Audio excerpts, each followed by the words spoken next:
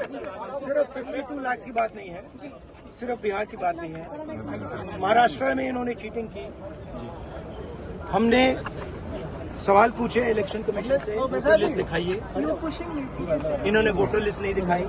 हमने कहा कि वीडियोग्राफी दिखा दीजिए, वीडियोग्राफी का कानून बदल दिया। 1 करोड़ नए वोटर्स आए थे महाराष्ट्र में और इलेक्शन चोरी किया।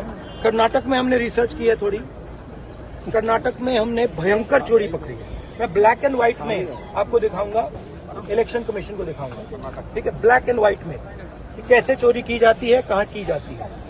कर्नाटक में ब्लैक एंड व्हाइट में है हमारे हाथ में, ठीक है। बिहार के लोग आज खुद ही कह रहे थे कि भाई हम फर्जी चुन करके आए हैं और फिर से फर्जी चुन करके आएंगे। तो जब बेईमानी करना है तो हम लोग इस पे विचार कर सकते हैं बॉयकॉट करने का। चुनाव दूसरे पार्टियों से भी आप बात कीजिएगा, दूसरे नेताओं से। हम सब दल के लोगों से बात करेंगे। महागठबंधन चुनाव का क्या मतलब रहेगा जब लोकतंत्र में जनता ही वोट नहीं देगी।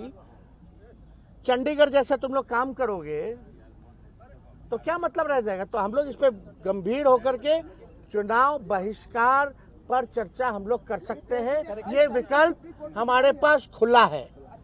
बिहार में एसआईआर का सवाल है और विपक्ष इस पूरे मुद्दे को लेकर बवाल काट रहा है। बवाल इसलिए काटा जा रहा है कि बिहार में आशंका जताई जा रही है कि एसआईआर के रिवीजन के बाद जो चुनावी मतदाता सूची तैयार होगी, उस चुनावी मतदाता सूची में बिहार में लगभग 50 लाख से ज्यादा वोट कट जाएंगे।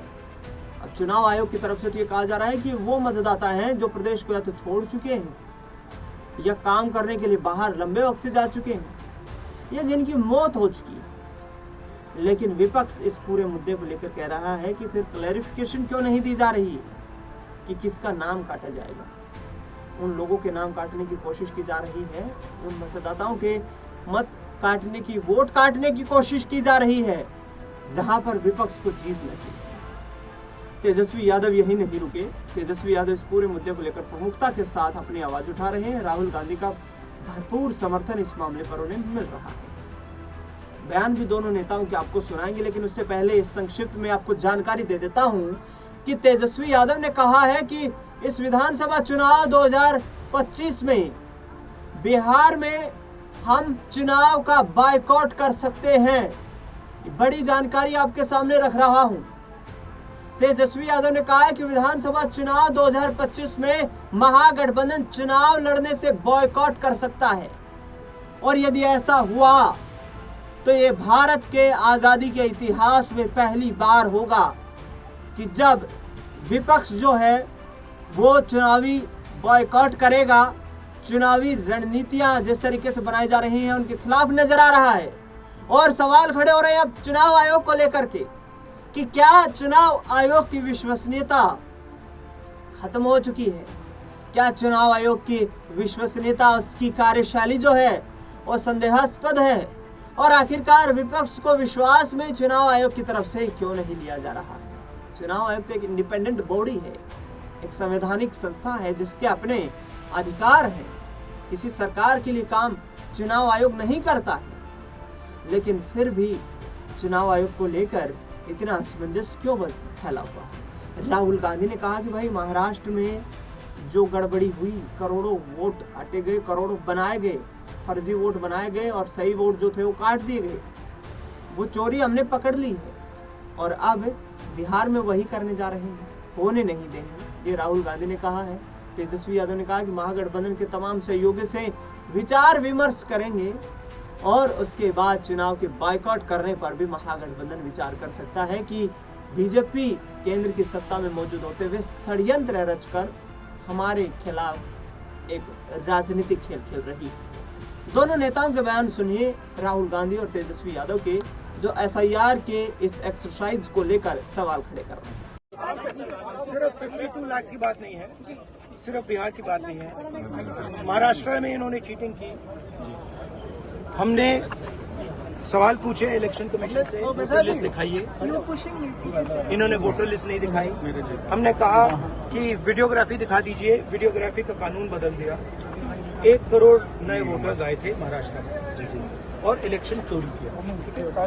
कर्नाटक में हमने रिसर्च की है थोड़ी, कर्नाटक में हमने भयंकर चोरी पकड़ी है। मैं ब्लैक एंड व्हाइट में आपको दिखाऊंगा, इलेक्शन कमीशन को दिखाऊंगा, ठीक है, ब्लैक एंड व्हाइट में कि कैसे चोरी की जाती है, कहाँ की जाती है। कर्नाटक में ब्लैक एंड व्हाइट में है हमारे हाथ में, ठीक है, ब्लैक एंड व्हाइट। ये लोकसभा और यही काम इनको पता लग गया है कि इनका जो गेम है हम समझ गए हैं। ये लोकसभा चुनाव की बात है राहुल जी, ये लोकसभा चुनाव की बात है। लोकसभा चुनाव की बात है। हमने एक कंस्टिट्यूएंसी चुनी, वहां पे हमने डीप डाइव किया, क्योंकि प्रॉब्लम क्या है, ये वोटर लिस्ट देते हैं पेपर में, और पेपर की जब वोटर लिस्ट आती है उसको एनालाइज किया नहीं जा सकता। तो एक कंस्टिट्यूएंसी ने हमने पूरी की पूरी वोटर लिस्ट ली, उसको डिजिटल फॉर्मेट किया, 6 महीने लगे हमने, मगर हमने सारा का सारा मतलब इनका सिस्टम निकाल दिया। ये कैसे करते हैं, कौन वोट करता है, कहां से वोट होता है, कैसे नए वोटर बनते हैं, पूरा का पूरा हमें मालूम। नहीं, अब इनको समझ आ गई बात, ठीक है। और अब इन्होंने क्या किया है कि अब हम बिहार का पूरा सिस्टम नए तरीके से करेंगे, वोटर डिलीट करेंगे और नए तरीके से वोटर लिस्ट लाएंगे। हिंदुस्तान में इलेक्शन चोरी किए जा रहे हैं, ये रियलिटी है Hindustan. Thank you sir. Bihar के लोग आज खुद ही कह रहे थे कि भाई हम फर्जी चुन करके आए हैं और फिर से फर्जी चुन करके आएंगे।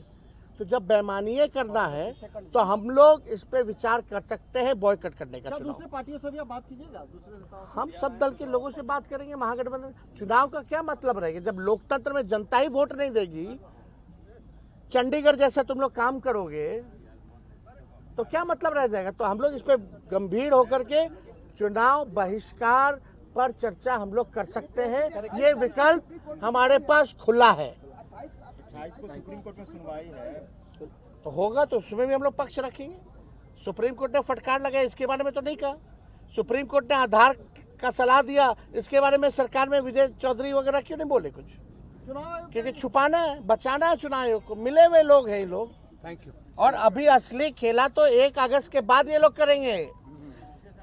क्या बोलते हो तो सुना आपने जिस तरीके से तेजस्वी यादव राहुल गांधी ने अपना बयान दिया है एसआईआर को लेकर के, विपक्ष लगातार चिंतित है। चिंता इस बात की है कि वोट कट जाएंगे, और वोट यदि कट जाएंगे तो सरकार हाथ से जो बनती उम्मीद नजर आ रही है वो उम्मीद भी बिगड़ जाएगी। देखना दिलचस्प होगा कि आने वाले वक्त में बिहार विधानसभा चुनाव के एक्सरसाइज का जो आज आखिरी दिन है उसके बाद चुनाव आयोग कैसे फैसले लेते हुए नजर आता है, और इन फैसलों के आधार पर आने वाले वक्त में कैसे राजनीति तय की जाती है, कैसे फैसले लिए जाते हैं, कैसे चुनाव की बिसात बिछाई जाती है। कि एनडीए गठबंधन इस बार फिर बाजी मारेगा या महागठबंधन को कोई उम्मीद नजर आती है। आपकी क्या राय प्रतिक्रिया है, इन तमाम सवालों पर रहेगा इंतजार। कमेंट बॉक्स में आप अपनी राय रख सकते हैं। इस खास रिपोर्ट में इतना ही। देश दुनिया से जुड़ी तमाम बड़ी खबरों के लिए देखते रहिए नेक्स्ट 9 आवाज।